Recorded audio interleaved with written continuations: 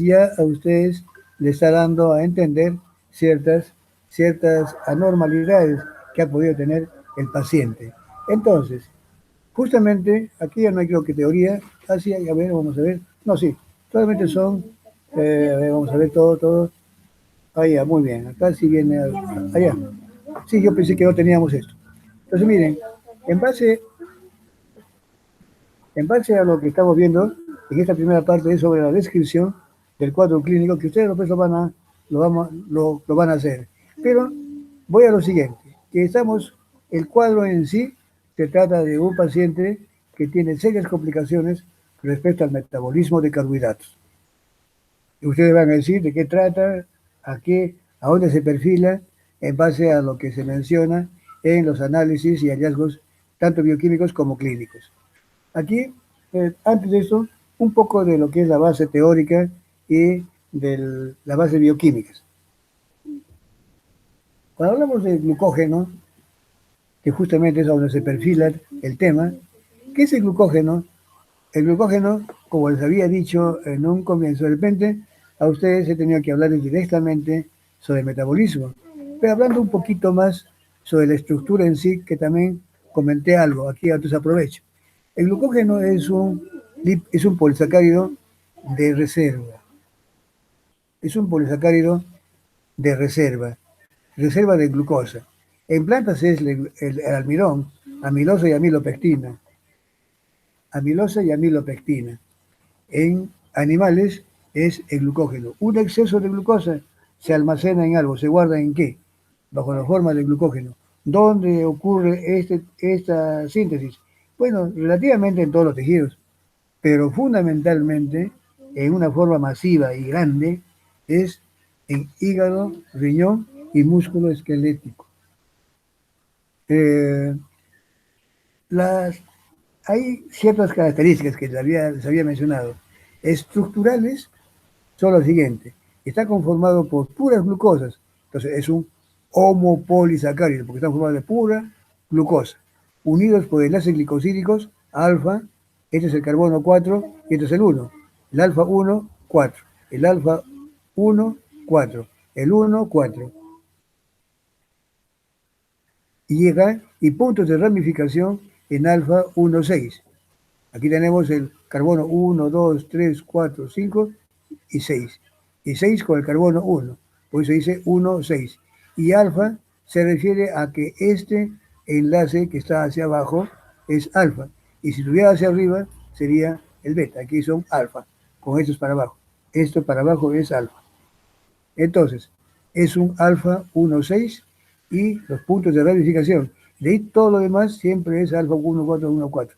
¿Cuándo ocurre esto? Cuando estas cadenas más o menos han crecido más allá de unos 10, 10 glucosas, normalmente esto se detiene y se van acoplando aquí otros puntos de ramificación en alfa 1,6. Y esa es la estructura de un glucógeno. Es decir, estas ramas se presentan cada 1, 2, 3, 4. Otro punto de ramificación. Aquí tenemos 1, 2, 3 y 4. Más acá. Ahí otro punto de ramificación. Entonces así es. Con espacios entre 4 a 5 glucosas de un punto de ramificación va surgiendo otra y otra rama. Y así es como se tiene al final la estructura típica del glucógeno, que con el yodo da un color rojo, ¿cierto? Que también les había dicho, estas son las características que hay que tomar muy en cuenta. Bien, este es el lípido, perdón, este es el polisacárido de reserva. Aquí la síntesis. Vemos lo siguiente, hay varias enfermedades que son llamadas glucogenosis. Cuando hablen ustedes de glucogenosis no van a confundir con los términos. Una cosa es hablar de glicólisis, otra cosa es hablar de glucogenólisis, otra cosa es hablar de glucogenogénesis y otra es hablar de glucogenosis. Por si acaso, glucogenosis no es vía metabólica. Glucogenosis, como dice aquí, es un cuadro que se da por acúmulo, es una enfermedad que se da por acúmulo de glucógeno en los tejidos donde se forma. ¿Cuáles son esos tejidos? Principalmente puede ser hígado, riñón o puede ser músculo esquelético. Allí es donde finalmente son los tejidos que más síntesis de glucógeno hacen o realizan. Los demás tejidos pueden hacerlo, pero en cantidades prácticamente imperceptibles. Tienen la capacidad de hacerlo, pero no lo hacen normalmente, y son cantidades ridículas, por ejemplo, pasan desapercibidas, no se toman en cuenta. Por eso cuando dicen, ¿dónde ocurre la síntesis de glucógeno? Hígado, riñón, músculo esquelético. Aunque hay otros tejidos que pueden hacerlo, pero eso no se, no se anota eso. Simplemente así. Ahora, de estos tres tejidos, la reserva que se dice en un caso es por algo. ¿Para qué se guarda? Para más tarde, ¿cierto? ¿Para qué guardo algo? Para comerlo después. Pues por simple lógica. Muy bien, ese guardar para más tarde, ¿quién lo hace? ¿Quién hace uso principalmente? El hígado. Pero para guardarlo, ¿para quién? No para el hígado, sino para otro. Un tejido muy noble, podríamos decir, por su parte. Hígado y riñón llevan a cabo una síntesis muy alta de glucógeno, pero no para consumo propio, cuando quieran necesitarlo, sino para cederlo a la sangre. Son los que mantienen la glicemia entre comida y comida por el proceso llamado glucogenólisis. Glucogenólisis, degradación de glucógeno. Eso ocurre principalmente en el hígado y riñón. ¿Y cómo es que ocurre esto? Aquí tenemos, miren, la glucosa en exceso, en presencia bajo la vigilancia y dominio de insulina, mucha glucosa quiere decir, se usa lo que se necesita y el resto hay que guardarla. Muy bien, un exceso de glucosa indica presencia de insulina, que va a ser lo siguiente. Una vez que está presente, la isoquinasa, la fosforila, si es en el hígado, será la glucoquinasa, que es la otra enzima, que también hace lo mismo. Recuerden que glucoquinasa trabaja cuando hay grandes cantidades en la dieta. Esta es universal, está en todos los tejidos, mientras que la glucoquinasa, o también llamada exoquinasa 4, solamente está presente en hígado. Es hígado y páncreas. Esa glucosa que llega en exceso es fosforilada por glucosa 6-fosfato en el hígado.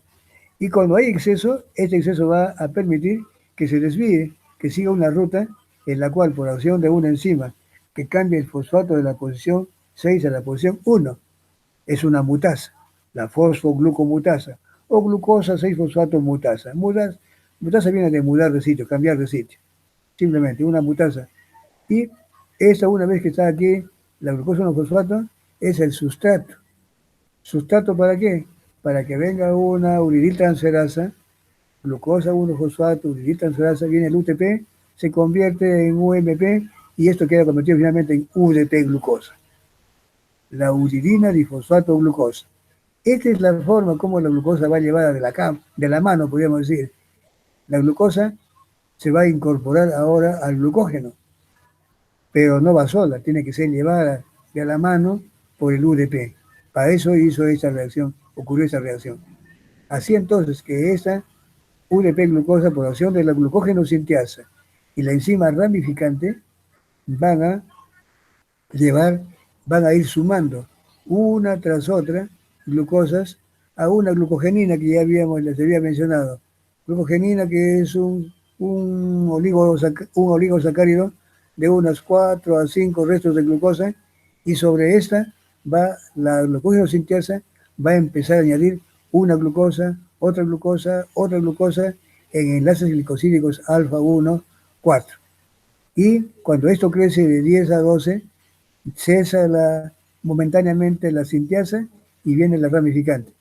Saca de esos 10 a 12, se lleva unos 5 restos, 4 o 5, los pone más internamente en alfa 1, 6, y nuevamente viene la glucógeno sintiasa que comienza a añadir a la rama original como a la cadena lineal o como a la cadena ramificada, otro y otro, hasta llegar nuevamente a 12, 10 a 12.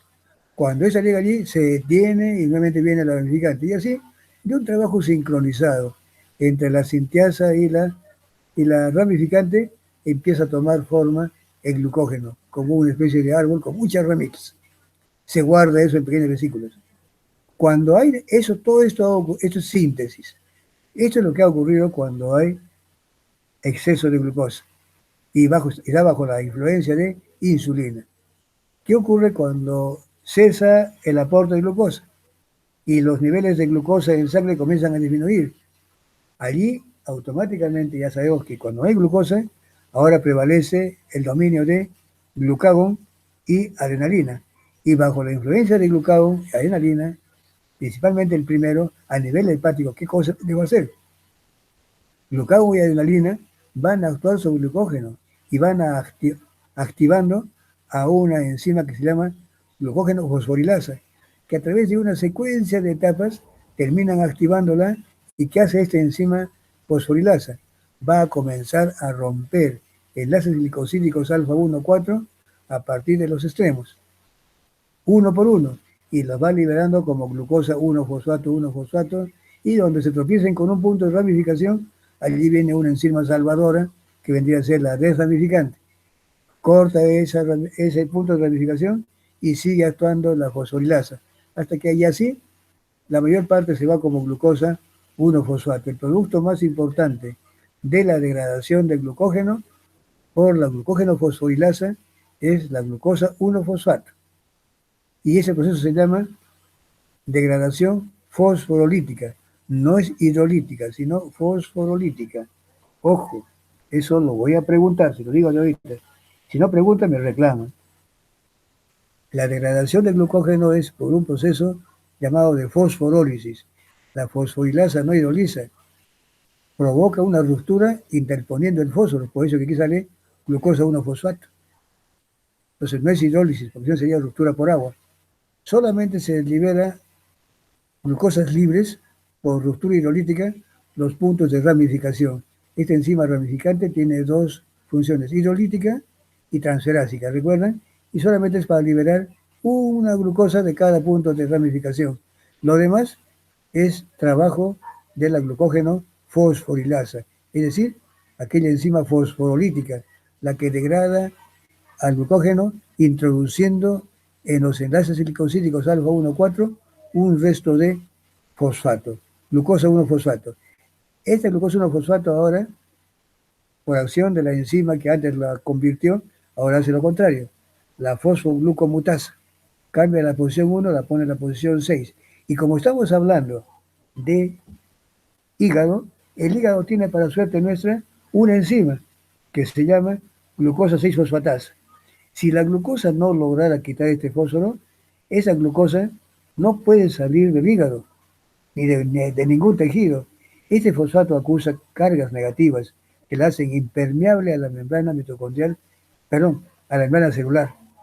Por lo tanto, el hepatocito no puede liberar glucosa si es que no está si que no está libre. ¿Quién hace esto? Una enzima propia que se encuentra en el hígado y en el riñón. ¿Cuál es? Glucosa 6-fosfatasa. Y gracias a esta enzima, ese glucógeno que estaba guardado por órdenes de adrenalina y glucagón pueden llegar al glucosa 6-fosfato y luego quedar libre y esto salir a la circulación para mantener la glicemia. Entonces, la glicemia se mantiene en esos momentos entre comida y comida gracias a la presencia de glucosa 6-fosfatasa. ¿De qué tejidos? Hígado y riñón. Mantienen la glicemia.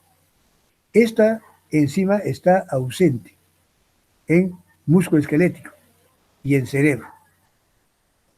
El cerebro se justifica porque el cerebro se nutre de pura glucosa.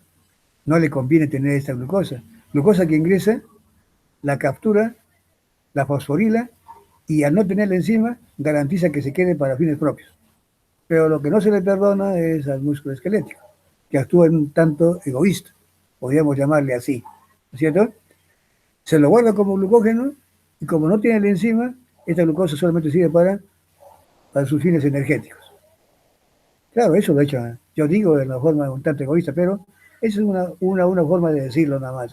Pero en cambio, el hígado entonces, hígado y riñón, gracias a la enzima glucosa y fosfatasa, pueden mantener la glicemia entre comida y comida, un ayuno fisiológico. En cambio, músculo esquelético, ¿de qué le sirvió guardar tanta glucosa como glucógeno?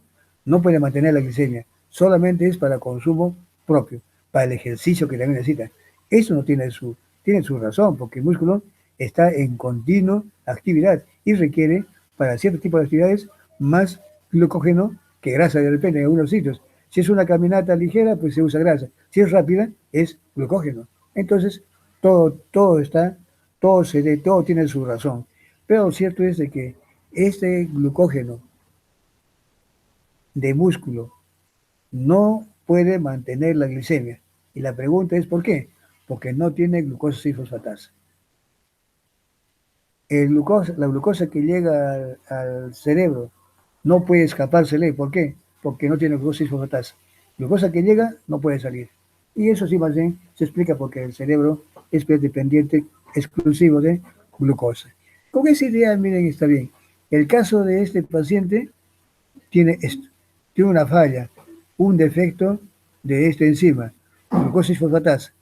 Glucosa ingresa en gran cantidad, se guarda y cuando quiere retornar se encuentra con este problema de que la enzima está fallada o no hay. ¿Qué hace?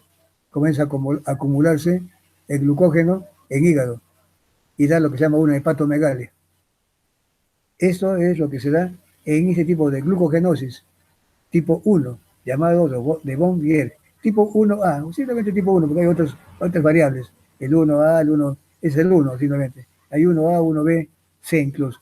Son para esos transportadores que sirven para llevar esa glucosa hacia el reticulo endoplásmico y para que esto salga. Esto no vamos a entrar en detalle.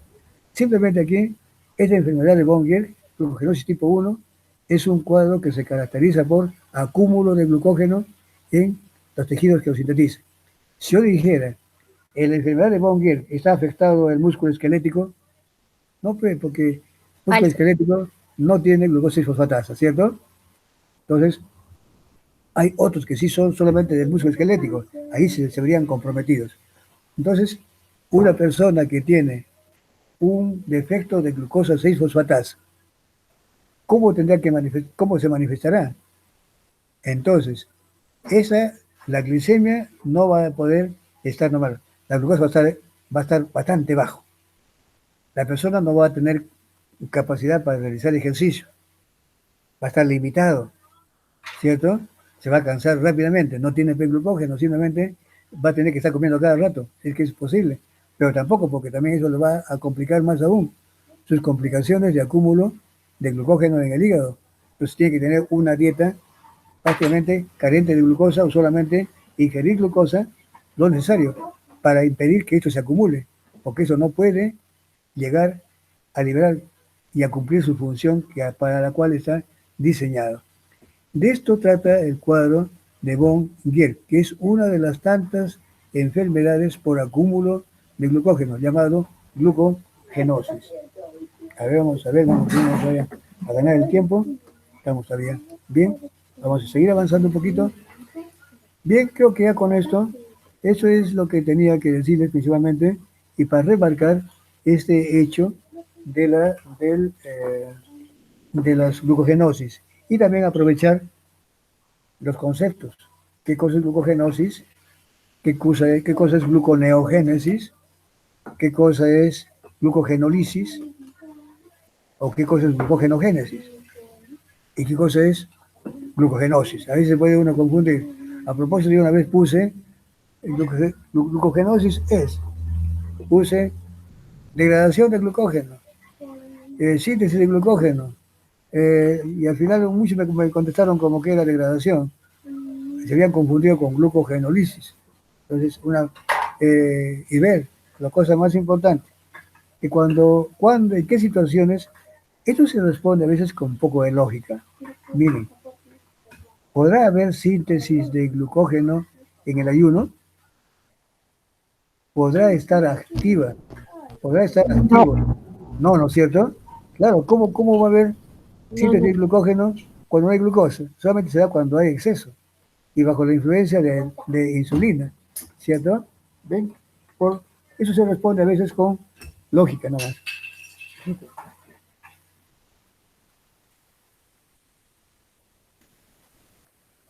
A ver, entonces, bien, estaba acá indicándole a mi hijo que está haciendo travesuras. A ver,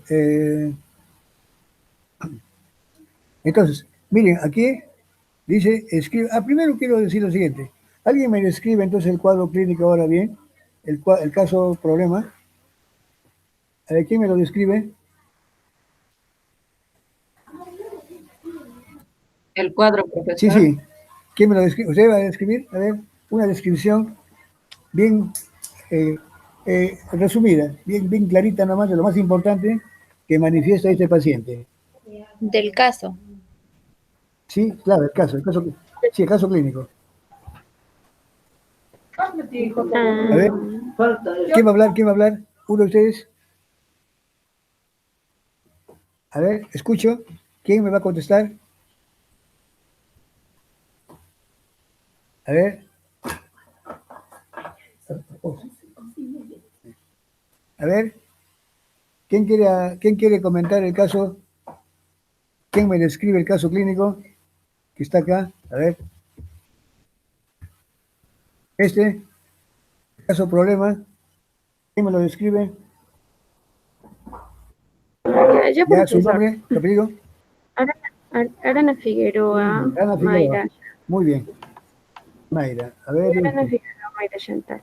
¿Sí? Ya, nos habla acerca de una niña que, bueno, tiene 12 años y que esta persona han presentado distintos síntomas como sudoración y palidez, y que en el examen clínico se encontró que, bueno, tenía una presión Sí. arterial normal, pero su peso era fuera de lo normal, ya, y que su índice de masa corporal resultó ser bajo y que presentaba en los pulmones y en su corazón una alteración, asimismo en la zona abdominal.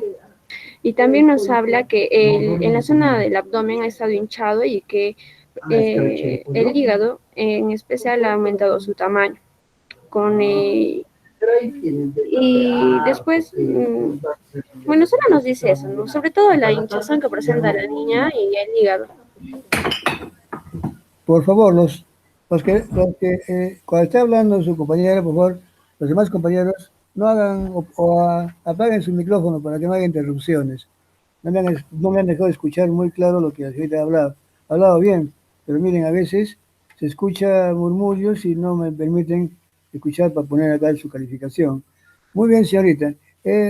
Algo de los análisis. Resulta que el hígado presentaba un tamaño y que quiere que le diga el cuadro de glucosa en los análisis de laboratorio. Solamente las Los, los ¿qué tipo de análisis exámenes más que se hicieron? realizaron. Sí, ¿qué tipo de análisis más hicieron? Todavía vamos a discutir después eso. Ya. Solo se hicieron exámenes de pulmones, del corazón, del hígado también. Y después nos dice que en el resto del examen todo resultó normal. Lo único que fue alterado, como le digo, fue de los pulmones, el corazón, que presentaba una alteración y que el hígado mostraba un tamaño grande, ¿no? Así es, hepatomegalia. Y le Eso. mandaron algunos análisis de glucosa, pruebas bioquímicas, ¿cierto? Y que se vieron también alteraciones, nada más porque eso lo vamos a ver después. Bien, en eso consiste entonces este cuadro, de un caso donde se ve compromiso probablemente con el metabolismo de carbohidratos, ¿cierto? En este caso el glucógeno. Pues vamos a ver aquí las preguntas. Dice, escriba, bueno, ustedes me la van a citar, algunas alteraciones que usted considera más importantes para el diagnóstico de la enfermedad de la paciente y que están descritas en el caso problema. A ver, consideran más... Sí, a ver usted. El aumento de tamaño de hígado, no se palpa, no se palpa el vaso ni el riñón. Además Ajá. de ello, el aumento del volumen del abdomen, el desarrollo lento de la persona también. Así es. Uh-huh. ¿Qué otra cosa más? Las venas del abdomen que se encuentran Están distendidas. distendidas, así es. Ajá. Un peso fuera de lo normal. Ya, otra cosa más, algo más, a ver. Su peso, ¿cómo fue su peso? Su desarrollo fue normal. Anormal. Eso, diga usted, a ver. Tuvo un desarrollo anormal. Su peso no está de acorde a lo normal. Y tampoco Ya, su talla, profesor. talla, en talla baja, ¿cierto? Ajá, y todo eso se resume al índice de masa corporal que no está dentro de los parámetros normales. Así es. Ujú. A ver, ¿su apellido? ¿Su apellido? Chirino Fondori. Chirino Mondori. Y Arana Figueroa. Elena Figueroa, sí. Ujú. Hay señor que están... Se escucha interrupción, por favor. Hay alguien que está ahí con su micrófono, con mucha bulla, por favor, a ver si me lo bajan. A ver, vamos a ver. Acá dice, si no voy a optar, creo que la siguiente, bueno, vamos a conocer de repente mejor, para hacer esa parte presencial, ¿no es cierto? O sea, vamos a verla, a vernos, para que yo pueda ver también la cara de ustedes. A ver, dice acá, dice, complete la tabla con los datos que se piden y anote si los valores mostrados están aumentados, normales o disminuidos. Tenga en cuenta la información que se proporciona en la última página de este protocolo. A ver, ¿cómo está? A ver, ¿alguien que quiera participar? Yo, profesor. A ver, su apellido, Cancino Avellano. Cancino Bellano. A ver, diga usted, señorita Miriam. Ya, en el cuadro se muestra que la glucosa está en resultado de 2,8 y el valor normal sería de 4,4 a 6,1, por lo que se ve que ha disminuido. Así es. Ujú. El siguiente es el lactato, que el resultado es de 6,5 y el valor normal debería ser menor a 2, lo que Así es. Ujú. Así. y el siguiente es el piruvato, que el resultado es 0,43 y debería ser el valor normal de 0,11, por lo que ha aumentado. Así es. Luego son los ácidos grasos libres, que el resultado es 1,60 y debería ser de 1,1, no, de 0,1 a 0,6, por lo que ha aumentado. Los triglicéridos, el resultado es 3,16, pero debería ser el valor normal de 1,8 a 2,2, por lo que ha Así es. aumentado. Y los cuerpos cetónicos, el resultado es de 400 y el valor normal debería ser de 0,5 a 3, por lo que también ha aumentado. Y por último, el pH, que el resultado es 7,25 y el valor normal debe ser de 7,35 hasta 7,45, por lo que vemos que ha disminuido. Así es, perfecto. ¿Eh? Muy bien. ¿Su apellido? Miriam, ¿no? Cancino Avellano, Miriam. Ah, ya, muy bien. Muy bien, señorita Miriam. A ver, sobre esto mismo, a ver, o creo que hay una pregunta más sobre eso, vamos a ver. A ver, no, creo que está, me voy a lo mismo, a ver. Esta condición de nitrógeno, ya. Entonces, justamente aprovechando eso que usted acaba de decir, alguien que me diga, ese valor de 2,8, que lo normal debería ser cerca de 4, como dice muy bien, la condición le ha puesto que está disminuido, una D, ¿cierto? ¿Alguien me puede decir por qué así es como debe ser? ¿A qué se debe esa disminución? Esto es glucosa en sangre, ¿cierto? A ver, ¿quién me dice por qué están disminuidos los niveles de glucosa? ¿A qué se debe? O llamo yo, a ver. Profesor, ¿por qué la persona se encuentra en ayunas? No, es un paciente, es el paciente, ¿eh?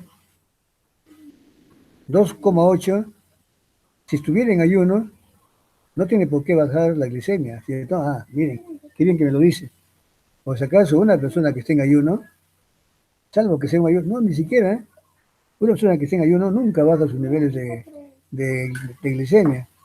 Allí rápidamente está nuestro sistema, nuestro mecanismo para mover su glucógeno. Y si no, mueve la gluconeogénesis, ¿cierto? A fin de mantener siempre los niveles de glucosa normales. No puede afectarse salvo que ya se trate de una prolongada disminución de glucosa y falta ya de gluconeogénesis para que esto baje, pero nunca puede haber una hipoglicemia por ayuno, salvo que sea ya algo anormal, ¿cierto? Porque aquí tenemos siempre los mecanismos que mantienen o tienden a mantener los niveles de glucosa en valores normales, ¿no? Entonces, no es por ayuno. ¿Por qué están bajos en este paciente? Hay que ver. En este paciente, ¿por qué están disminuidos? ¿A qué podría deberse que está disminuida la glucosa? A ver, Profesor, ¿sí? ¿Hable usted? Chambi. Chambia, Puede, muy bien. puede ser debido a que por la hepatomegalia que tiene el paciente, ya Sí, que pero posiblemente no esté funcionando bien su hígado. ya, ¿por qué está la hepatomegalia? ¿Qué cosa ha producido? ¿O qué es lo que ha generado la hepatomegalia? ¿Por El qué está problema cardíaco que tiene, agrandado? creo. ¿Cómo? ¿Por qué está agrandado el hígado? A ver, digo usted, Adrián, sí, Adrián, a ver. Usted Ya me me dice que es por confundí. la hepatomegalia. ¿Pero qué significa la hepatomegalia? ¿Por qué está agrandado el hígado? Porque, o sea, la hepatomegalia se producía por un problema para la síntesis por la síntesis de algo, o la síntesis de algo, y, o sea, y la hepatomegalia, o sea, tu hígado crece porque necesita más esfuerzo o algo así. No, no. Algo ha pasado. Incluso en el mismo. Por el depósito de glucógeno. Ahí está, ¿quién dijo eso? Por el depósito de glucógeno. A ver, ¿quién dijo? Hay un varón que me dijo, por depósito de glucógeno. Belisario. ¿Quién es? ¿Cuál? ¿Belisario? Belisario. Ya, muy Sí. bien. ¿Dónde está Belisario? No lo encuentro. Me ha perdido. Franco. Ah, ya. A ver, ¿dónde está Franco? Belisario Torrea, sí. Acá estaba. Ya, muy bien. Usted me dice que es por depósito de glucógeno, ¿cierto? Así es. Al haber depósito de glucógeno, ¿qué está indicando? Que no está. A ver, ya sí, me dejó usted mismo lo dice. ¿Y por qué hay glucosa baja en circulación? Está muy relacionado. Usted me dice que hay un depósito de glucógeno en el hígado y por eso le da ese agrandamiento del hígado, en la hepatomegalia. ¿Y qué tiene que ver eso con la glicemia? ¿Tiene o no que ver? Sí, A ver, profesor, porque bueno, lo que mencionó mi compañero es que no se puede transformar los depósitos de glucógeno en glucosa, y es por eso que el hígado aumenta su tamaño. así es. ¿Cuál es su apellido? Arana Figueroa. Arana Figueroa, miren. Hablen sin temor, está bien. Justamente ese hepatomegalia está indicando de que se está depositando, está acumulándose el glucógeno. ¿Y por qué se puede acumular? Porque no puede salir. Y la señorita Arana Figueroa dice que justamente no se puede convertir la glucosa, que está como el glucógeno, en glucosa libre, por estar faltando una enzima, ¿cierto? Que después ya la vamos a comentar. Pero en este caso, entonces, la hipoglicemia ya está indicando de que ese glucógeno se está almacenando en el hígado y que hay algo que está impidiendo de que ésta salga. Y en ese momento comenzamos a analizar, más adelante vamos a encontrar que el problema era la deficiencia de glucosa 6-fosfatasa. No puede salir simplemente porque esa enzima está faltando, ¿cierto? Pero ya el hecho de que esté aumentado, agrandado el hígado, ya está indicando que se está acumulando. Y el hecho de observar que la glucosa en sangre está baja, quiere decir que el hígado no está cumpliendo con esa función. ¿Cuál es? La de mantener la glicemia. Y después ya se ve y se comprueba y se confirma que es por defecto de una enzima. ¿Cierto? Ahí está. ¿Ve cómo se va armando los conceptos? Así es. Bien, entonces aquí les podría también decir otra cosa acá. Por ejemplo, no sé si viene al caso. Me parece que hay, más adelante hay preguntas al respecto. Luego, poco a poco. Acá, ¿qué reacción cataliza la enzima glucosa fosfatasa? Yo, profe, A ver, ya, Lo que va a catalizar es la reacción final de los procesos de neoglucogénesis y la glucogenólisis, que por lo tanto va a ser, ¿no?, un factor clave para la regulación de la glicemia. Perfecto, muy bien. ¿Su apellido? ¿Su apellido? Casilla, profesor. ¿Casilla? Sí, Casilla. Casilla, Quinoa Mayra. Muy bien, Mayra, mire, usted justamente me ha resumido las dos cosas y que escuchen todos, miren. Justamente la reacción es la glucosa 6-fosfatasa. Esta es la pregunta, ¿no? ¿O es otra vez? Sí, sí. La glucosa, acá hay una pregunta que faltaba, ¿o qué? Dos, no hay tres, ¿no? No hay pregunta tres, ¿no? No hay tres, profesor, se No han hay tres. salteado. Ya pasamos. Ya, entonces, lo que te he dicho es bien cierta. Esta enzima cataliza la conversión de glucosa 6-fosfato en glucosa libre y fosfato. Esta enzima es importante, lo que usted dice es una cosa bien que deben de puntualizar todos. Esta enzima es importante tanto para la glucogenólisis, es decir, para la conversión de glucógeno en glucosa libre, como aquella que el hígado también sintetiza a partir de otros compuestos en la gluconeogénesis, para que una vez convertida en glucosa y fosfato, esta se pueda convertir en glucosa libre. Las dos vías, bien, esto es lo que lo amerita en usted. Esta enzima sirve para dos vías, para la degradación del glucógeno en el hígado y riñón hasta glucosa libre, y la que usa también glucógeno, la hígado y riñón, para la formación de glucosa a partir de compuestos que no son glúcidos, la gluconeogénesis. Entonces, gluconeogénesis y glucogenólisis se valen de esta misma enzima, y es gracias a esta enzima que podemos mantener la glicemia, ya sea aquella derivada del glucógeno hepático o renal, como por la gluconeogénesis hepática y renal. Muy bien, esa es la respuesta correcta. Su apellido, ¿cuál fue? A ver, he puesto no. ¿Usted, su apellido? Casilla, profesor. Casilla Quinoa Mayra, a ver. Sí, muy bien. Oye, qué buena intervención, ¿eh? Con un añadido incluso. Eso es lo que me gusta, no solamente la reacción, sino ahí está algo simplemente para añadir, pero ya no es para que se confunda. Esta enzima glucosa isoflatasa, por si acaso, no opera en el citosol, opera en el retículo endoplásmico. Y allí es donde yo les decía de que hay situaciones, en la enfermedad de Bongier, la propiamente dicha, es por defecto de esta enzima. La glucosa isoflatasa es la que está fallada, ¿cierto? En cambio, hay una glucogenosis tipo 1 que ya no es la de Bongier, no es por defecto de la enzima misma en sí, sino esta enzima está normal, pero esta hay que ver que trabaja en el retículo endoplásmico, y para que esa glucosa que deriva del glucógeno esté en el citosol, tiene que, para someterse a esa reacción, tiene que ingresar al retículo endoplásmico. En ese ingreso participan algunas otras proteínas, unos transportadores. Cuando hay la falla de un transportador o de otro, sobreviene también de que no hay glucosa en circulación, y es lo que se llama glucogenosis tipo 1A, y la B y la C creo que es. O sea, pero ya habla de los transportadores, ya que primero esa glucosa 6-fosfato debe ser llevada al retículo endoplásmico. Una vez que está hidrolizada, recién sale y es liberada. Hay fallas donde la enzima está intacta, lo que está fallando es ese transporte. Esos son secundarios.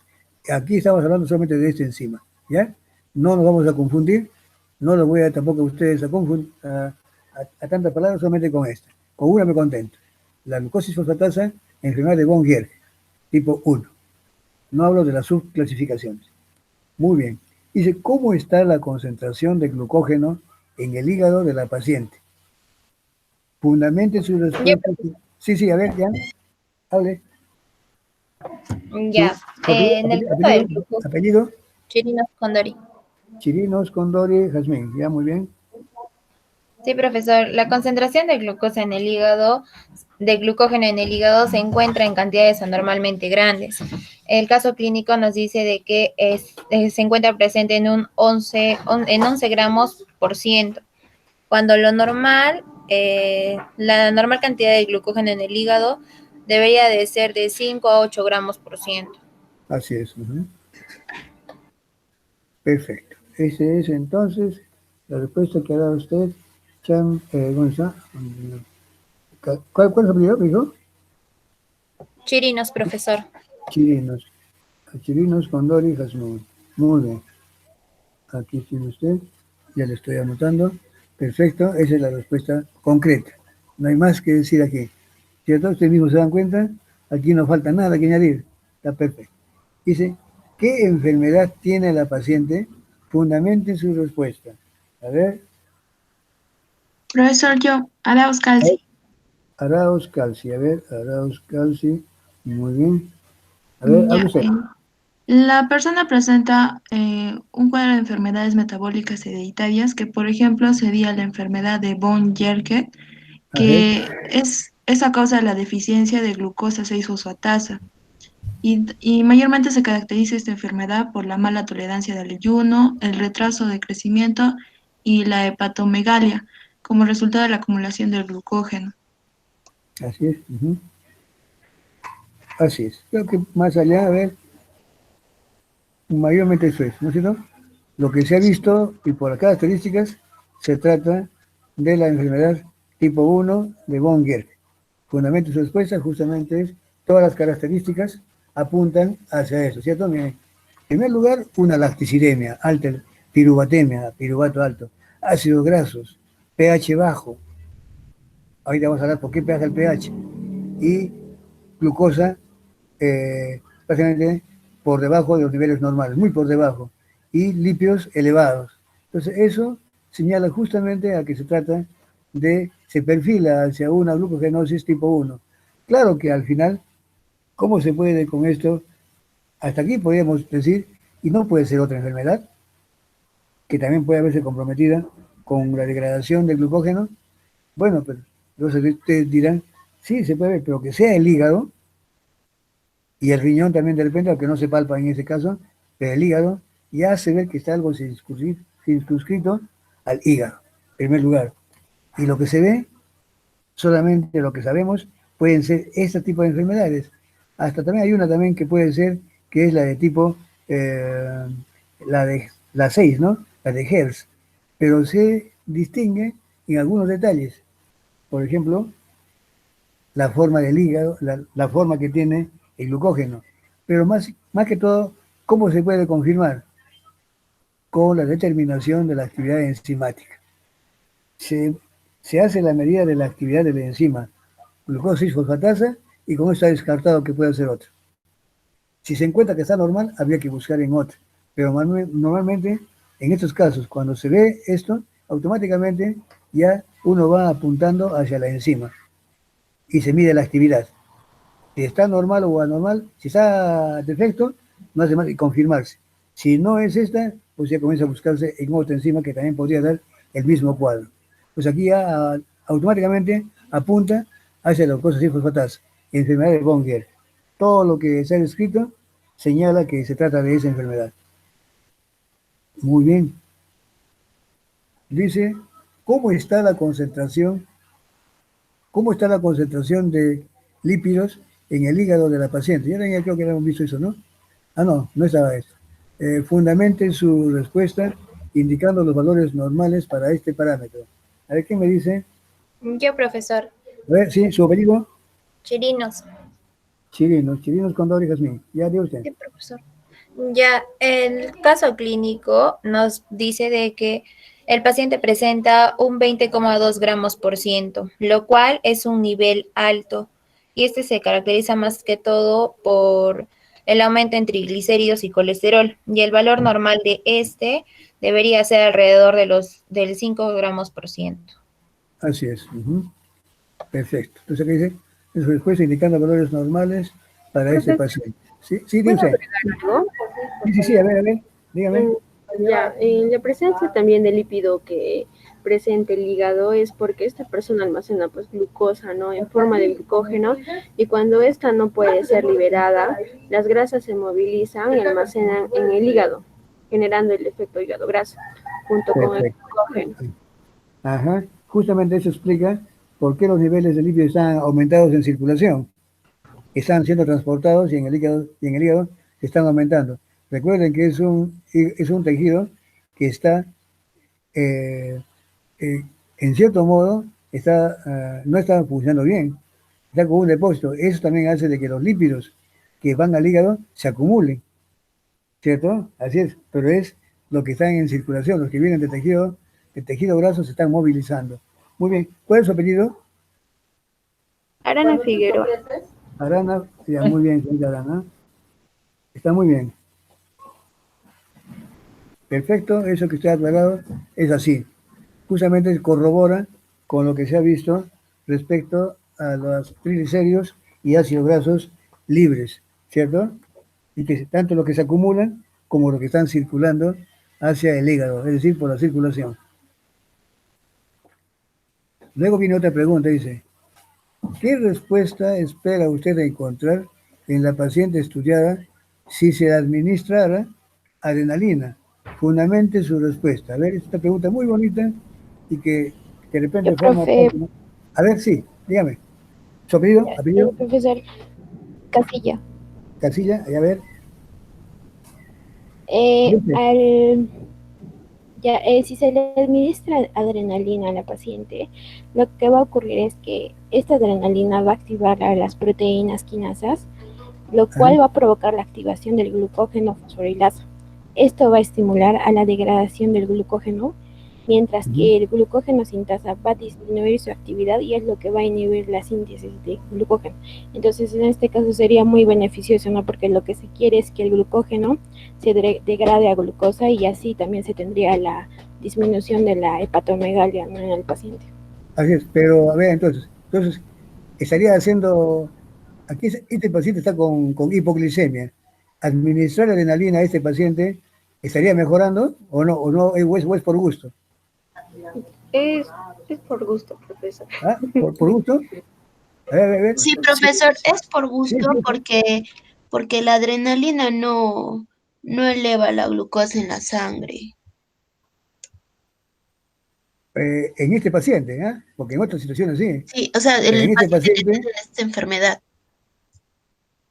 ya, entonces, ¿qué haría la adrenalina? A ver, ¿qué haría la adrenalina? Degrada el glucógeno y ¿hasta qué parte llega?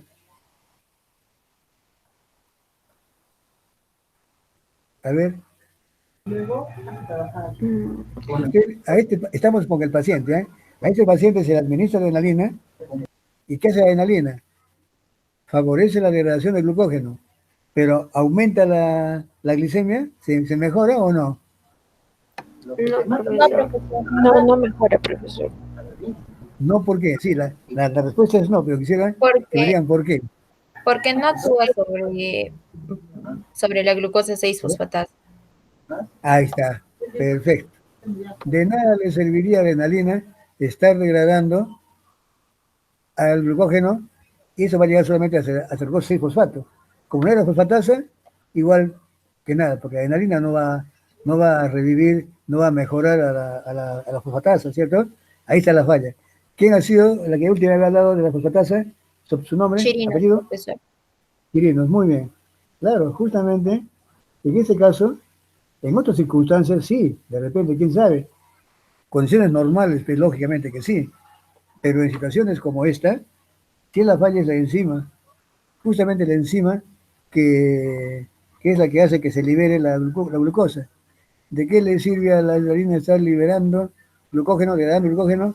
Todo va a llegar hasta glucosa 6-fosfato, y hasta ahí nomás.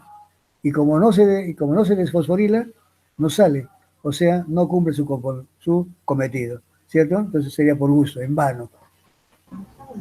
Muy Sí, bien. profesor. Y también la adrenalina solo va a aumentar el ácido láctico, va a incrementar el ácido láctico y que este ácido láctico va a intentar romper el glucógeno en glucosa, pero como no está, como no se puede en este caso el paciente, por la enzima que está fallando, entonces eso no se va a poder realizar. Perfecto, ¿ves? Miren, esa glucosa más bien que se libera de glucógeno, ¿qué estaría incrementando? Más lactato, más piruvato. O sea, la lactocidemia y piruvatemia, ¿cierto? pero no lograría mantener. ¿Por qué? ¿Por qué? Porque esa se va a degradar por esa ruta internamente. Y lactato, piruvato sí pueden salir, pero ya no son, pero no es glucosa, ¿cierto? Entonces, por tanto, eso que acaba de decir es bien cierto. Eso también va a conducir a que se incrementen los niveles, entonces en todo caso se aumentarían los niveles de lactato y piruvato, pero en ningún momento la glucosa. ¿Cuál es el apellido de que he hablado ahorita del piruvato y la... ¿Cómo? Arana Figueroa, profesor. Arana Figueroa, muy bien, cita Mayra. Está bien, muy bien. Así es. Ve cómo vamos aumentando cositas, cositas, y así aclarando con más claridad las preguntas. Vamos haciéndolas mejor, más comprensibles. Dice otra pregunta. ¿El depósito aumentado de glucógeno en la enfermedad que tiene la paciente solo está circunscrito al hígado? En caso su respuesta sea negativa, indique qué otro o qué otros órganos podrían estar comprometidos. A ver, pregunta Yo, facilísima. profesor. Ya a ver, diga usted. Chirinos, profesor. Chirinos, muy bien. Bueno, si bien es cierto, el órgano que está mucho más comprometido es el hígado, pero no solo ese, sino también los riñones y el intestino delgado. Así es, efectivamente. Así es. Que también tienen esa misma enzima, ¿cierto? Así es. Sí, Perfecto. profesor. Muy bien. Porque esos enzimas tienen esta enzima. Perdón, estos órganos también tienen esta enzima, ¿cierto? Muy bien. Esa es la respuesta que esperaba encontrar. ¿Ven? Dice acá otra preguntita. Son bastantes preguntas, así que nos vaya a ganar el tiempo. Acá ya tenemos tiempito. Pensé que estaba. Dice, ¿cómo se explica que la niña presentara episodios de sudoración y palidez y que mejoraban con la alimentación? A ver, Yo, profesor. ¿sí? ¿Hable usted, su apellido? Casilla, profesor. Casilla, muy bien. Digo usted, se llama ahí. Como en este caso la niña se ha hecho el análisis no en ayuno, lo que va a ocurrir es que al estar en ayuno el hígado no va a poder proporcionar la glucosa al cerebro y al músculo esquelético. Esto es lo que va a ocasionar la sudoración y la palidez.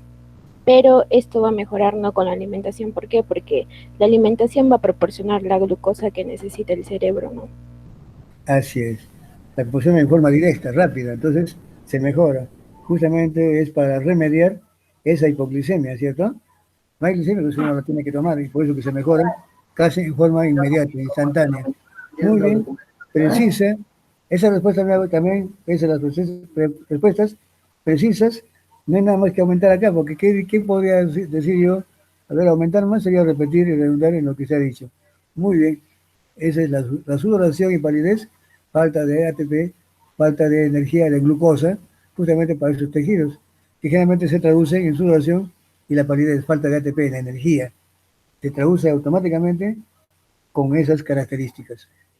Y que se mejoran con la alimentación. Uno come alimentos, está yendo glucosa y automáticamente siente un alivio. ¿Cierto? Muy bien. Dice, ¿cómo se explica el aumento en la concentración de ácidos grasos y cuerpos cetónicos en la sangre de la niña enferma? ¿Cómo se explica el aumento en la concentración de ácidos grasos y cuerpos cetónicos en la sangre de la niña enferma? A ver, pregunta muy bonita. A ver, está por ahí Alvis Quispe Diego, o no de niño. Está por ahí, ¿quién es? Acá, Chocano, Caracela. ¿Está Chocano? Ahora ya no la veo, porque no la sé. Sí, sí estoy, profe, pero Allá, sí, sí. allá, Es que cuando quiero responder me ganan y ahora no sé pues esta pregunta. allá. Entonces, a ver, le voy a dar a usted las preguntas, toditas que viene. Ya, No, pues, profe. no, es una broma.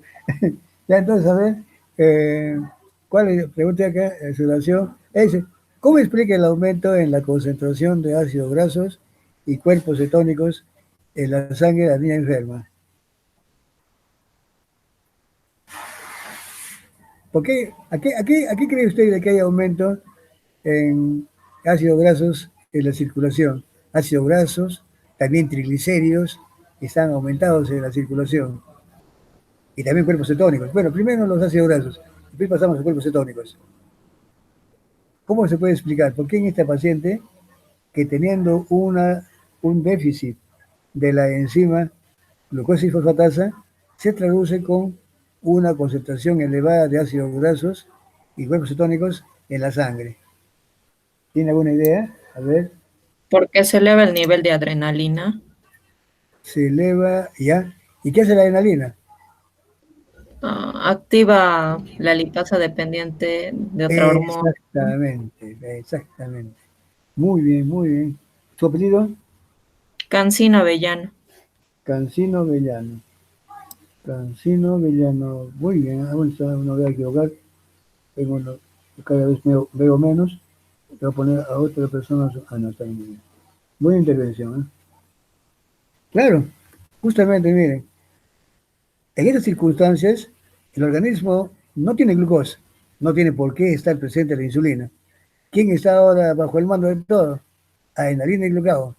Ahí me acaba usted de decir, pero adrenalina, ¿qué cosa hace? Activa una enzima que se llama eh, una lipasa hormonodependiente, que es la que se encuentra normalmente a nivel de tejido graso. Esta moviliza, hidroliza triglicéridos y comienza a enviar sus ácidos grasos libres. Esto aumenta, ¿cierto? Precisa, perfecta la respuesta, ¿ven? Y alguien me puede decir, ¿y por qué están los cuerpos cetónicos? También está asociado a esto. ¿Y por qué aumentan los cuerpos cetónicos? Una preguntita. ¿Ustedes ya han hecho lípidos o todavía no han hecho lípidos en teoría? A ver, ¿me dicen? ¿Alguien me dice, por favor? A ver, la delegada. ¿Han Yo, hecho profesor. lípidos? ¿Han hecho lípidos? ¿Metabolismo de lípidos han hecho ya, en teoría? ¿Han hecho? A ver, díganse, sí. Sí, profesor, metabolismo de carbohidratos. ¿Ya han hecho teoría con el doctor Iván? ¿Sí o no? No, Díganme, ¿no todavía? no, Hicimos enzimas. No, díganme nomás. O sea, si han hecho este capítulo, para yo profundizar, les digo, ¿no? Porque a veces estoy preguntando, pensando en que esto ya lo saben. Pero digo, ¿han hecho metabolismo de lípidos con el doctor Iván o el doctor Rosando? no, No, no, me estaba confundiendo con No, otro doctor. tema. ¿No? Ah, ya, perfecto. Eso es lo que quería saber. Entonces, todavía no. Entonces, la última teoría que hicieron fue conmigo, ¿cierto? Carbohidratos. Todavía no han hecho lípidos. Sí, Sí. entonces, yo por eso les decía, les preguntaba por algo, porque esta parte ya de cuerpos cetónicos ya no lo van a ver, ya nos amplia la capacidad de repente de responder, salvo que ustedes hayan visto, justamente, si alguien me respondía aquí, pues le ponía ya definitivamente un 20, 20, 20, 20, no, porque quería decirle que ustedes han revisado esto, más allá de lo que ya, que todavía no lo han visto en su capítulo respectivo. Eso de la concentración de ácido graso sí se explica, lógico. Pero, ¿y por qué están aumentados los cuerpos cetónicos? Eso de repente no me lo iban a responder. O alguien tiene una idea. Profesor, ¿no A ver, será por el pH que ha disminuido? claro, el pH Porque, disminuye, el pH ajá, disminuye por cuerpos cetónicos, o el ácido ujú, láctico, ¿cierto? Profe, Sí, porque sí, el paciente es que presenta, también de ahí puede ser que gran parte de esos ácidos grasos en la sangre se van al hígado y de ahí tienen la posibilidad de almacenarse como triglicéridos y otros convertirse en cuerpos cetónicos. perfecto. Muy bien, ¿viste? Así nomás es. Claro, con una cosita, pero al menos eso es lo que está ocurriendo. Miren, esos ácidos grasos que llegan al hígado hacen dos cosas.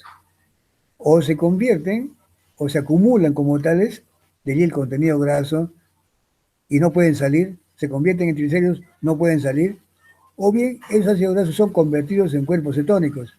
Los cuerpos cetónicos son sustancias que se generan a partir de metabolitos de cualquier compuesto, pero fundamentalmente como en este caso hay un gran movimiento de ácidos grasos por culpa de adrenalina, esos ácidos grasos se degradan y cuando se degrada un ácido graso, ¿en qué se convierte? Eso lo van a ver ustedes en capítulo de metabolismo de lípidos. Se convierten en lo que se llama acetilcoenzima A, en una vía que la van a llamar ustedes, se llama beta oxidación de ácidos grasos. Es la más importante, hay otras. Pero la beta oxidación de ácidos grasos en el hígado genera acetilcoenzima A en condiciones normales. Pero en este caso, como hay un exceso, movimiento de ácidos grasos, en primer lugar, para suplir el déficit de energía para los tejidos.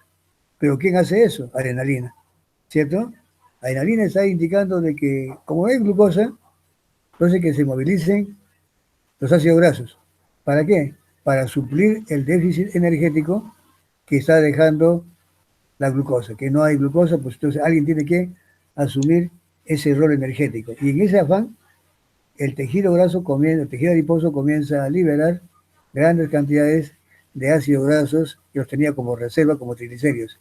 Estos llegan al hígado y en el hígado tiene para decidir o consumirlos para fines propios o distribuirlos o bien convertirlos en ácidos, en cuerpos cetónicos. Puede también ser en colesterol, pero cuerpos cetónicos se forman siempre, solo que en este caso se va a formar mayor cantidad, porque hay también mayor cantidad de acetilcoenzima A. Esa degradación de ácidos grasos hace de que haya una mayor sobreproducción de acetilcoenzima A. No va a ser todo usado con fines energéticos. Lo demás se desvía hacia una mayor síntesis normal de cuerpos cetónicos. Y eso genera justamente esta cetosis, que una de ustedes me dijo, es por eso que también baja el pH. Cierto. Los cuerpos cetónicos son sustancias con funciones ácidas. Cuerpos cetónicos, lactato y piruvato incrementados son los que al final van a explicar por qué ese pH de 7.2 ha bajado el pH.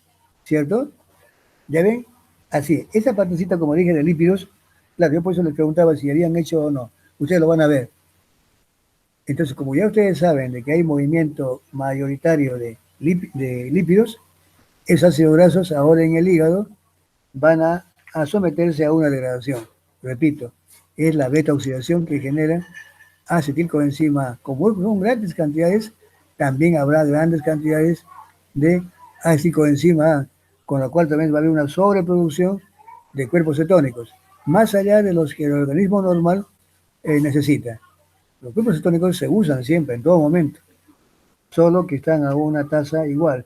Igual cantidad se producen, igual cantidad se consumen. Pero en este caso hay una sobreproducción. Estos son los que generan una cetosis, o sea, un incremento de cuerpos cetónicos que hace que, juntamente con los ácidos lácticos y piruvato, hacen que el pH tienda a disminuir. ¿Ya? Entonces, eso para aclarar. Pero muy bien, la señora que dijo, mencionó la palabra de los cuerpos, mencionó de los lípidos, de la adrenalina. Perfecto. Ya ven que vamos edificando las respuestas poco a poco. Ustedes dan una idea, yo les aumento todo lo que falta. Bien, dice acá otra palabra. En los pacientes portadores de la enfermedad de Bonnier se ha descrito aumento en la concentración sérica de ácido úrico. ¿Cómo se explica este hallazgo? Ya, ahora sí, yo, sí, a ver, dígame usted. Chocano. Chocano, a ver, dígame. Ya, que al incrementarse el ácido láctico en la sangre es eliminado vía renal, compitiendo con el ácido úrico, el cual se queda en la sangre y puede provocar gota también. Perfecto. Miren, eso, yo no esperaba tan rápida la respuesta. Ese es, sin un atrás ni para adelante, la respuesta concreta es esa.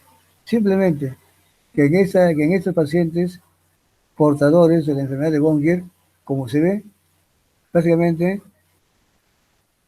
hay una producción excesiva de ácido láctico, ¿cierto?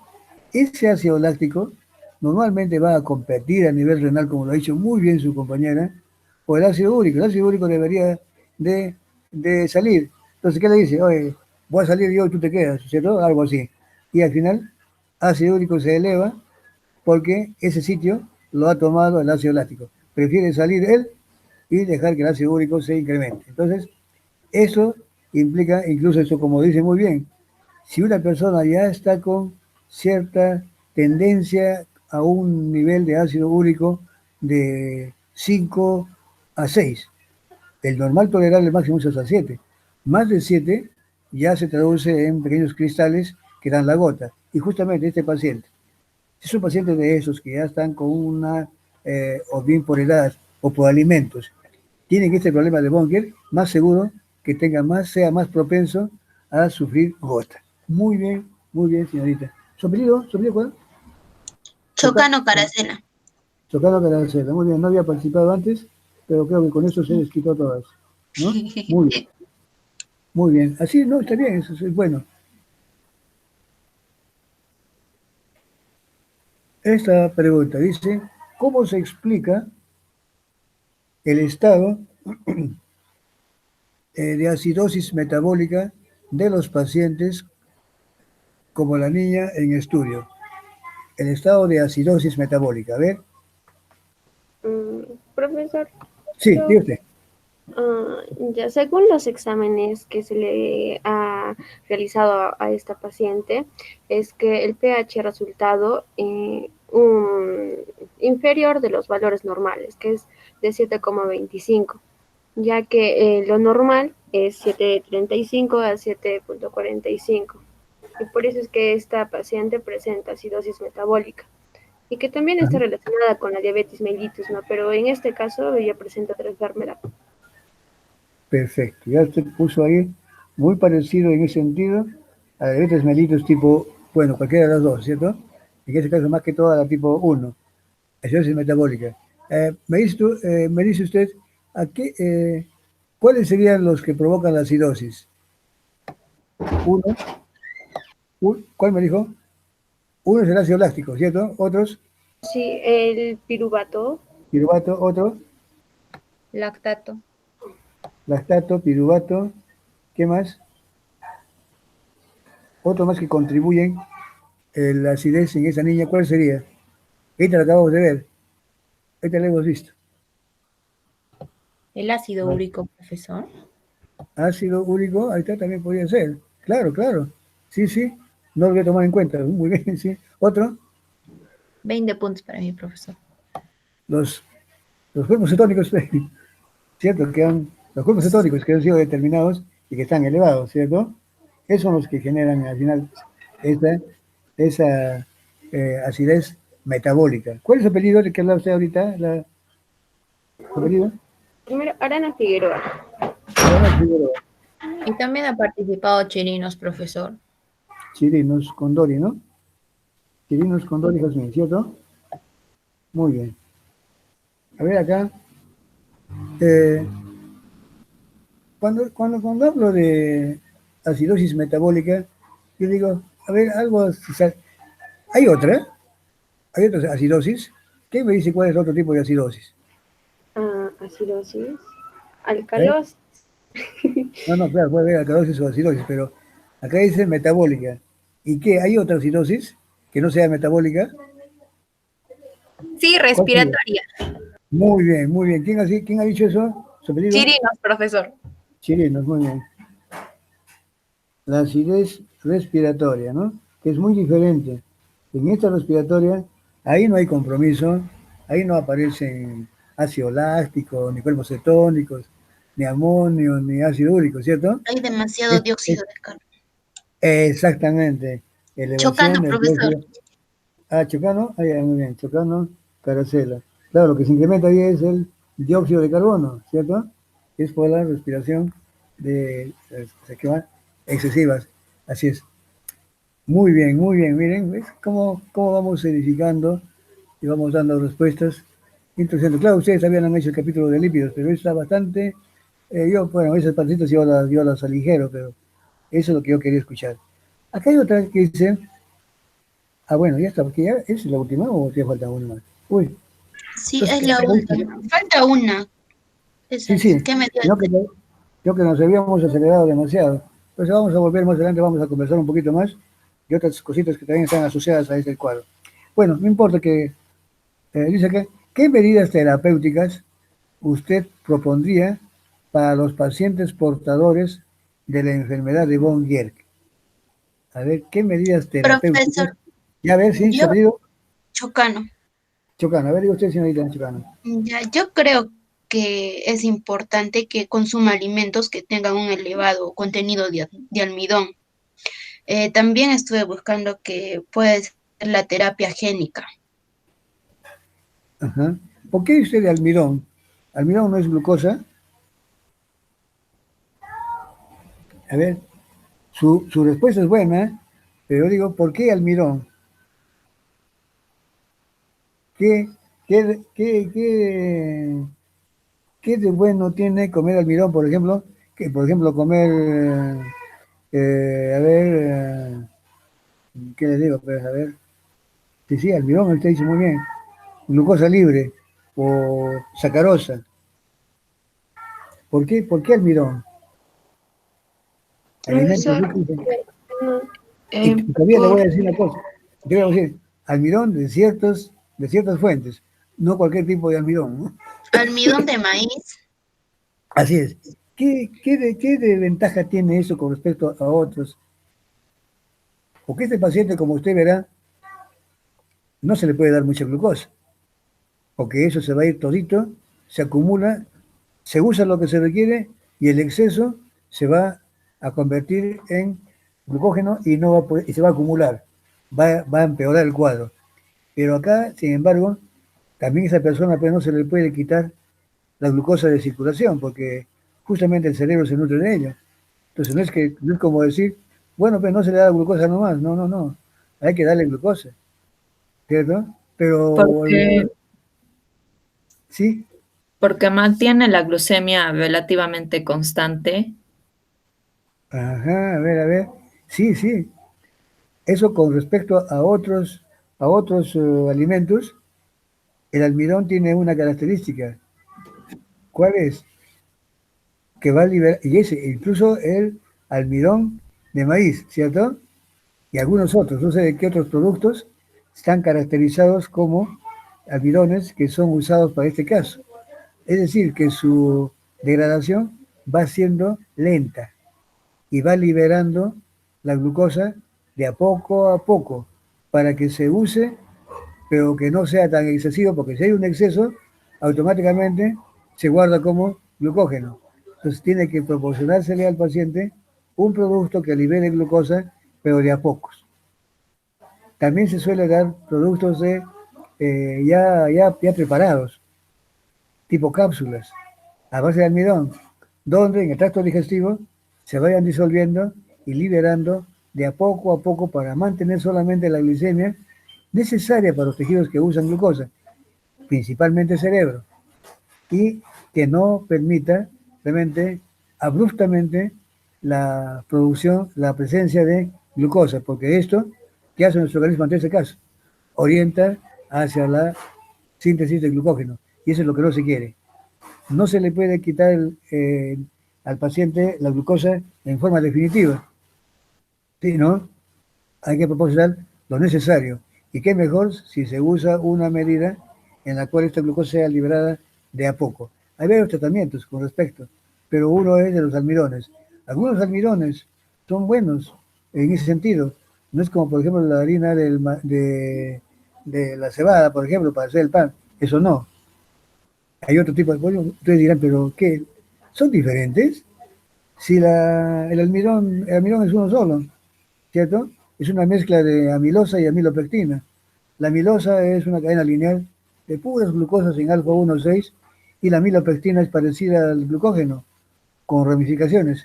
Claro que un poquito más distantes, ya no es entre 4 4, sino entre 8 a 10, según las ramas más ralas, podríamos decir así, más escasas las ramificaciones, pero es parecido a la amilopectina, pero son glucosas.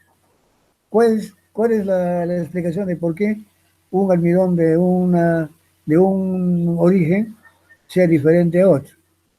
Si ambas tienen que tener los dos componentes, amilosa y amilopectina. Siempre nos hemos preguntado, hasta yo me he preguntado, ¿y por qué tienen que actuar diferente? La cosa es, mire, yo les menciono, estos almidones se diferencian en cuanto a proporción y la calidad de estos depende cuánto hay de amilosa y cuánto de amilopectina. Y esa proporción es la que hace que justamente estos en unos sean muy rápidamente digeribles y en otros muy escasamente digeribles. Y eso, para estos casos, merece uno que sea más lento en su degradación, dependiendo de la composición de cuál de las cadenas es la que predomina, la amilosa o la amilopectina. Y allí pues, se llevan las palmas muchos productos, muchos productos de harinas, de, por ejemplo, creo que eran, de un cereal no me acuerdo muy bien, creo el de yuca me parece, o el de camote, que también hacen, que también han visto, no, el de haba me parece, el de habas, pero son productos, o el de la quinoa también, quinoa. Porque han visto ustedes que hay muchos, dice, personas diabéticos y que dicen, bueno, come tal producto, oye, pero es harina. Al final la harina va a producir glucosa y no debe comer un paciente glucosa, de diabético. Y sin embargo, no, dice, pero de tal producto. Ya están viendo ustedes allí perfilándose de que algo tiene. Es una glucosa, es un almidón que va liberando no tan abruptamente su glucosa, sino de a pocos, porque las enzimas actúan, las enzimas digestivas la van degradando poco a poco. Y eso es lo que a veces se quiere. No se le puede quitar a un paciente glucosa, pero no se le puede dar tampoco en forma abrupta, sino de a poquitos. Y eso es lo que siempre se trata de buscar. Hay muchos otros productos, pero eso es lo cuando se habla de productos naturales, este tipo de harinas que recomiendan. Y esa recomendación, repito, se perfila justamente en ese sentido, aquellos que liberen glucosa poco a poco. Además, hay una cosa que también tenemos que ver. Comamos o no glucosa, siempre vamos a tener glucosa. ¿Por qué? ¿Alguien me puede responder? Quitar glucosa de la dieta, mejor dicho, no como glucosa, ¿ya con eso soluciona el problema? ¿O qué pasa? A ver, esa preguntita, no sé si me la han entendido. Si no como glucosa, quedo, como alguien me preguntó en un comienzo, si no ingiero glucosa, pues realmente esa glucosa es porque no hay el glucógeno que está degradando, pero esa es la única forma. A ver, quiero que me escuchen, no sé si me han captado la idea, la pregunta. El no ingerir glucosa soluciona el problema de que no tenga glucosa en circulación. ¿Qué No, días? profesor. A ver, sí, ¿por qué? A ver, ¿por qué razón? No ingiero glucosa, muy bien, y sin embargo me analizo en circulación, hoy mi glucosa está normal. Porque O a mí, no sé si me equivoqué, pero creo que cuando nosotros no consumimos glucosa, el exceso de insulina en nuestro cuerpo se convierte en grasa y eso puede ser perjudicial también. ya, no, pero está bien, usted da esa idea, más que todo con la pregunta que le hacía era, el no ingerir glucosa ya hace de que nosotros no tengamos glucosa en circulación. Por ejemplo, un diabético no debe de comer glucosa. Bueno, dice, mira, ¿sabes qué? No vas a comer almidón, no vas a comer papa, y solamente le da un tecito sin azúcar, lo menos que pueda. ¿Cierto? Come carne más bien, listo, ¿no? O leche. Leche tiene ahí poco azúcar. Con eso ya le bajé los niveles de glucosa y le pongo a llevarlos hasta cero. A eso ya en forma exagerada. Esa será una medida, el no ingerir glucosa. No, profesor, no sería la medida como que más razonable porque el problema no está en la glucosa, el problema está en la glucosa 6-fosfatasa. Ya. Y si no hay glucosa, si no ingerimos glucosa, ¿qué ocurre? Nuestro organismo se encarga de sintetizarla, ¿cierto? El no haber glucosa, ¿qué hace? De todas las reservas. Claro, se toman primero las reservas. Esto está a cargo de adrenalina y glucagón, ¿cierto? Mueven las reservas. Se acaban las reservas de glucógeno. ¿Quién comienza? Porque conforme se va bajando el glucógeno, algo ya comienza también a formarse. ¿A partir de quién? A ver, ¿quién mantiene la glicemia en situaciones de ayuno? A eso voy. Creo que eso justamente me va a valer a mí para hacerles un repasito a esa patacita, esa última, ya que estamos en la última pregunta, pero también para que tengan ustedes para su examen, cuando les toque eso ya en el segundo examen, ¿no? A ver, miren, eso les digo, ¿quién mantiene la glicemia? Por ejemplo, Glucógeno. ya dejé de ingerir glucosa. Ahí, adrenalina y glucagón toman a mando el metabolismo. Y bajo esa condición empieza a movilizarse el glucógeno. Se degrada el glucógeno y si todo está bien, bueno, se mantiene la glicemia. Pero conforme se va agotando el glucógeno, también se va agotando la glucosa en circulación, siempre tiende a mantenerse. ¿Qué otra vía empieza allí a activarse? Se va activando la degradación del glucógeno, produciendo glucosa, pero se va agotando. En ese momento hay otra vía que comienza a tomar fuerza cada vez más. ¿El Y páncreas? ¿Cuál? ¿El páncreas? No, no. No digo, ¿qué otra vía? Una es la degradación. O sea, ¿quién mantiene la glucosa en sangre normal? La degradación del glucógeno hepático y renal, ¿cierto? Y eso es por la enzima glucosa 6-fosfatasa, eliminan glucosa libre y mantienen la glicemia. Pero hay que ver que estas son reservas, como dice, que se van rápido. Empieza el ayuno y empieza la degradación de glucógeno bajo el mando de adrenalina. Pero hay que ver de que se va activando, se va degradando, se empieza a degradar el glucógeno y se va agotando. Que se agota el glucógeno y ya entramos en una hipoglicemia.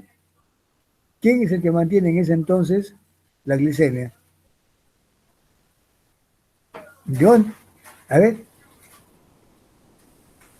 hace un rato me lo han dicho ustedes, ¿eh? Hace un rato me hablaron ya de esa, cuando me hablaron algo de la glucosa 6-fosfatasa, alguien de ustedes me mencionó dos cosas para las cuales sirve la glucosa 6-fosfatasa. Ya con eso le dije todo. La glucosa 6-fosfatasa es importante para mantener la glicemia, para hacer que la glucosa proveniente del glucógeno se convierta en glucosa libre, ¿cierto? Y otra glucosa que proviene de qué vía. A ver. ¿Del ciclo de Krebs? No, acá se provoca glucosa. A veces ese genera muy bien. El ciclo de Krebs va a aportar sustratos, ¿cierto? Muy bien, también por ese lado también lo veo yo ya aceptado, ¿eh? Ya, el ciclo de Krebs no genera glucosa, pero sí genera sustratos para glucosa. ¿Qué se llama esa vía? Ya está. El ciclo de Krebs también se acomide para que algunos aminoácidos... ¿Cuál? Glucólisis. No, ¿Glucosis? Genólisis. Glucogenólisis. Sí, hay una confusión del nombre, ¿no? Es ¿cierto? Gluconeogénesis. ¿Se acuerdan? Sí. Cuando hemos hecho conmigo, ¿qué es la gluconeogénesis? Justamente la síntesis de glucosa a partir de compuestos que no son glúcidos, ¿cierto? Ahí teníamos una serie de compuestos, glicerol, piruvato, aminoácidos, incluso muchos aminoácidos van al ciclo de Krebs. Y la función es o producir energía o convertirse en intermediarios del ciclo de Krebs para que bajo la forma de oxalacetato, la gluconeogénesis se encargue de convertirlo en glucosa. Eso es gluconeogénesis. Y hasta el ciclo de Krebs se está prestando para eso. En ciertas circunstancias, el ciclo de Krebs no solamente es energético, ¿eh? Puede brindar citrato para síntesis de lípidos. Puede hacer ese alfa-citroglutarato para anular algún compuesto que son derivados de la hipoxia y que puede provocar cáncer. Puede derivarse hacia sucinicoenzima para formar grupo hemo. O puede tomar aminoácidos, incluirlos como intermediarios. ¿Para qué? Para que bajo la forma de oxalacético, que es el ciclo de Krebs, pueda desviarse hacia la gluconeogénesis. Recuerden que el ciclo de Krebs empieza con oxalacético que se condensa con acetocoenzima A. Esto es con fines energéticos o de otra forma, o de otra naturaleza. Pero también usar el acérico tiene para decidir o el ciclo de Krebs o desviarse de acuerdo a las circunstancias para la gluconeogénesis. Entonces, los aminoácidos, ciertos compuestos que no son glúcidos, hasta ácidos grasos de número impar de carbonos, pueden convertirse en glucosa. ¿En qué? ¿A través de qué? De la vía de la gluconeogénesis. Entonces, como les decía, el no ingerir glucosa no soluciona el problema. Un diabético dice, bueno, no voy a tomar de hoy para adelante, a tomar azúcar, o sea, todo chuma, sea sin azúcar, café, leche, todo sin azúcar. No está haciendo nada prácticamente. Bueno, en cierto modo es una medida que no debe de abusar de cosas dulces, ni chocolate, nada. Pero eso no es la solución del todo, porque están ingiriendo una papa, ya está con almidón y eso es glucosa. Están ingiriendo carne, ahí hay glucógeno y eso se convierte en glucosa. Están ingiriendo leche, ahí está yendo la maltosa, la lactosa. Lactosa es glucosa más galactosa. Y la galactosa se convierte también en glucosa. Al final todo se convierte en glucosa. Entonces no estaríamos, el evitar ingerir en la dieta de glucosa no está, en cierto modo, 100% remediando el caso. Y peor aún, no ingiero glucosa. Ya ves, los aminoácidos de las proteínas, ¿en qué se convierten? Estos van al ciclo de Krebs, se incluyen como intermediarios y bajo la forma representada como al oxalacetato, se desvían para la gluconeogénesis y la glucosa. Entonces, eso todo hay que tener muy en cuenta. Claro que es ya a costo de otros intermediarios, pero eso es bueno tener en cuenta. Entonces, ¿qué medidas terapéuticas propondría para los pacientes portadores de la enfermedad de von Gierke?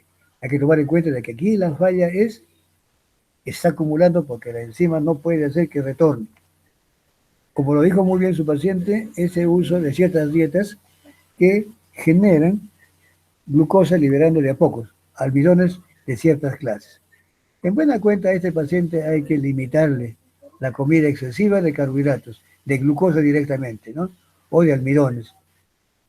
Y si es que hay que darle, pues realmente tiene que ser en forma o sea, con cierto tipo de alimentos que desde el punto de vista nutricional son recomendados. Otra medida, ¿cuál sería? ¿Quién me dice? Terapia. Una es la recomendación de que no abuse de alimentos con mucho carbohidrato, con mucha glucosa. Usar esas recomendaciones de estos alimentos o productos que tiendan a liberar glucosa, pero en forma muy lenta, porque tampoco se le puede privar a un organismo de glucosa. Profesor, Sí, diga usted. y una pregunta. También encontré la terapia de reemplazo enzimático. Sí, claro. Esto es prácticamente el punto final de todas las enfermedades, la terapia génica. La terapia génica es prácticamente, o también ¿qué le puedo decir? Un trasplante de hígado, ¿cierto? Un trasplante de órgano. Porque ahí el daño está en ese tejido. Entonces sería un reemplazo con un hígado bueno. Y la otra que usted dice es la de la terapia génica. Reemplazo enzimático. Así, uno es reemplazo enzimático y el otro es terapia génica. Así es.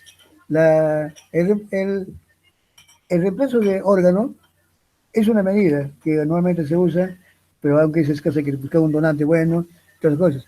Y la medida directa para reemplazar a la enzima sería por terapia génica.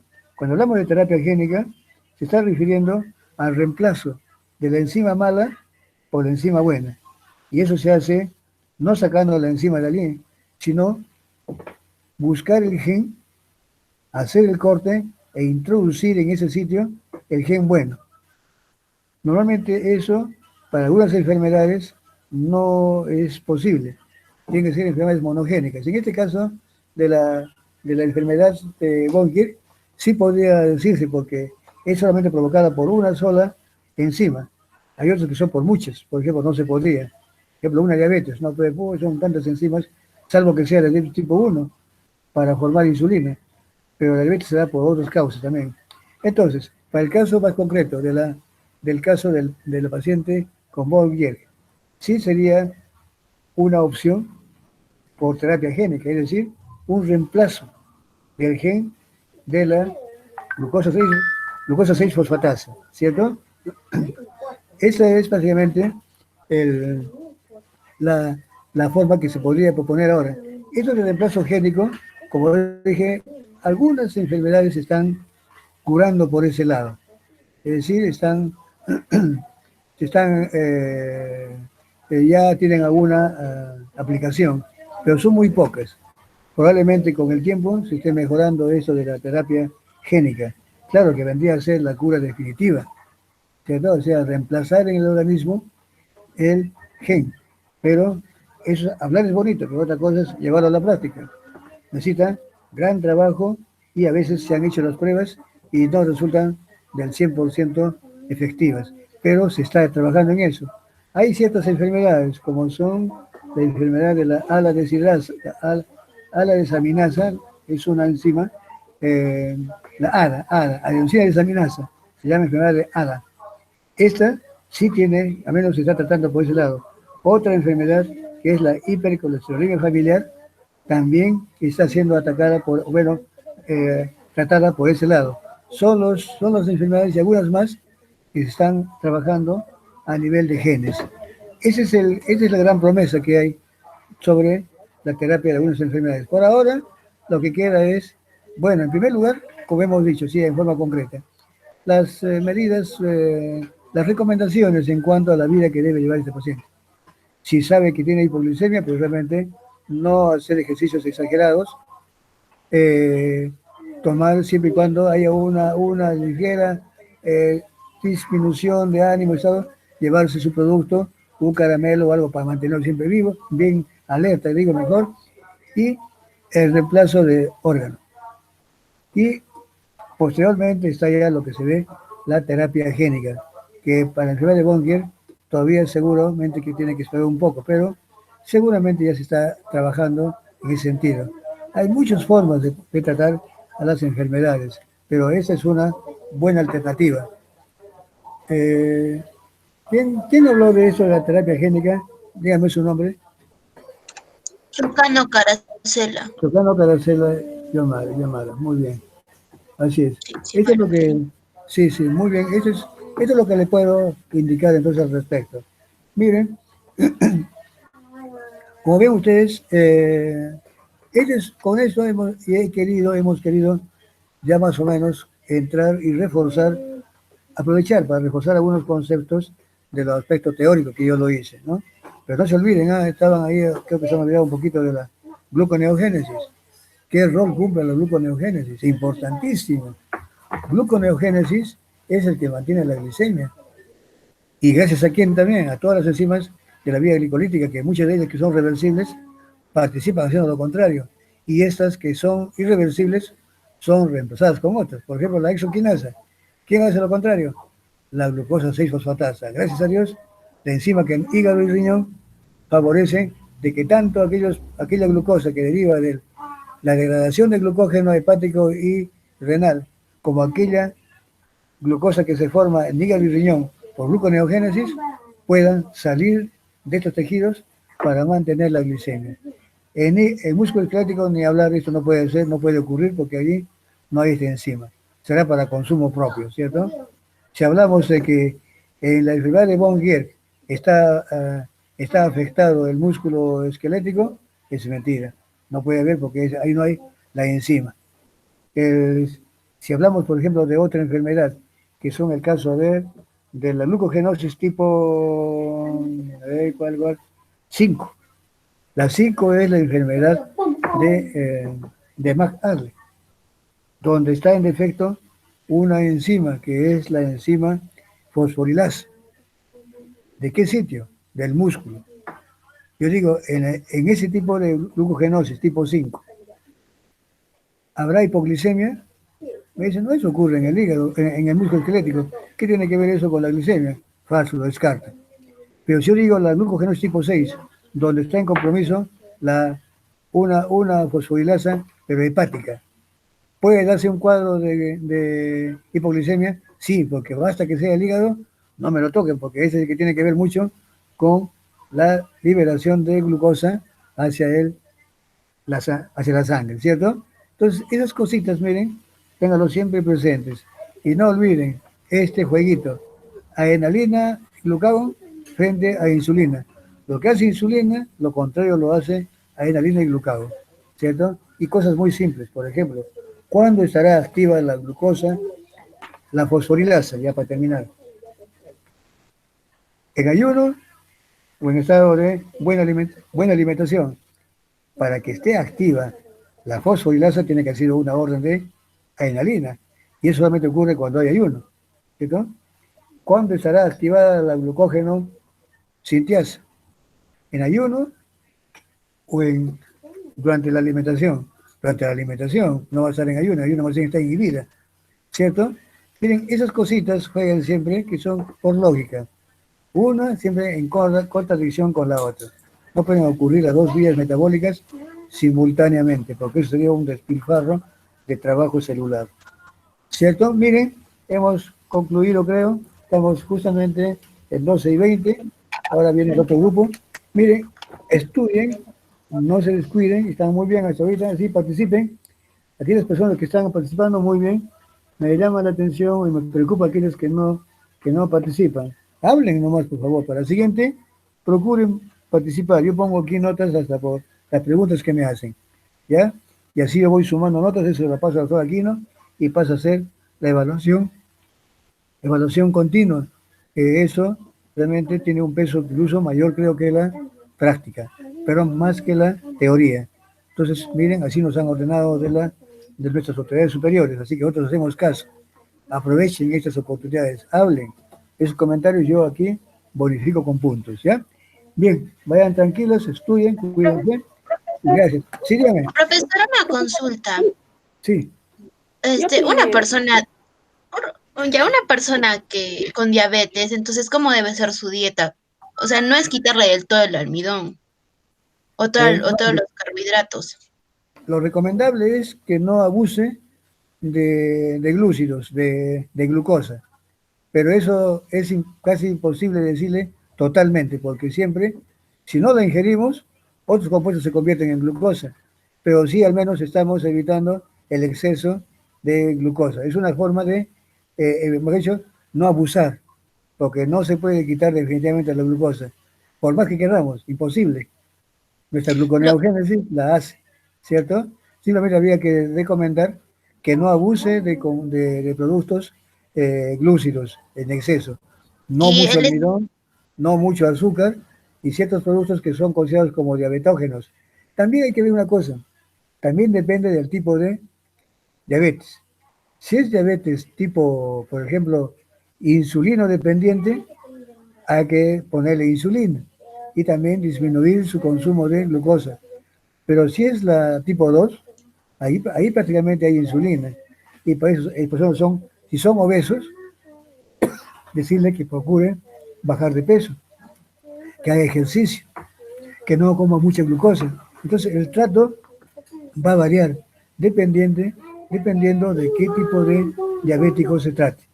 Lo que más tenemos a la vista, o ustedes se van de repente a topar, es con diabéticos tipo 2, personas que tienen hipertensión, personas que tienen síndrome metabólico, los obesos, todo esto son causas o pueden derivar en una diabetes tipo 2, que eso se trata principalmente con productos diabetogénicos, con dieta, y en cambio, tipo 1 no, lo único es darle solamente su insulina. El tipo 2 tiene insulina además, el problema está que su organismo no obedece, y entonces allí vienen las recomendaciones. Es mucho más sencilla, creo, la tipo 2, solamente siempre y cuando la persona haga caso de sus médicos, de los profesionales que van a estar a su cargo. ¿Ya? Ok, gracias, profesor. A ustedes, cuídense. Profesor, una consulta. ¿Qué pasa en el organismo de las personas que son de contextura delgada, pero presentan un alto contenido de triglicéridos? ¿Contenido de triglicéridos? No, pero depende. Puede ser un hígado graso, que generalmente va asociado también con las personas obesas. consumo excesivo de alcohol. Puede llevar realmente a un excesivo, por ejemplo, una persona con diabetes pues no puede tomar tampoco alcohol, porque eso le va a complicar peor. Si es obeso, súper, está bien, porque allí hay compromiso, más que todo del hígado graso. Generalmente estas personas obesas que están ya con tendencia a ser diabéticos, también tienen hígado graso. Y son alcohólicos con mayor razón. Más que todo eso se maneja ya con recomendaciones dietéticas. Claro, siempre y cuando sea con un buen estudio médico que lo respalde, ¿no? Ya, profesor, muchas gracias. De nada, a ustedes más bien. Hasta luego, cuídense. Hasta luego, profe, gracias. Hasta Cuídese. luego, Hasta luego, adiós. profesora, Hasta cuídese. luego, hasta luego.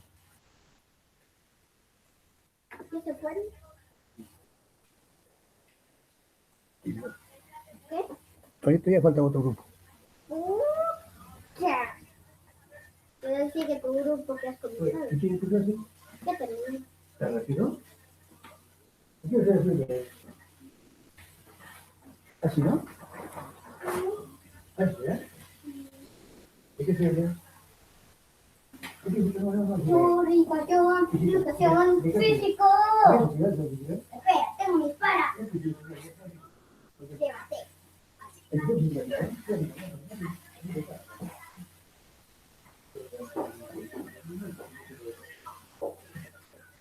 ¿Terminaste, ya?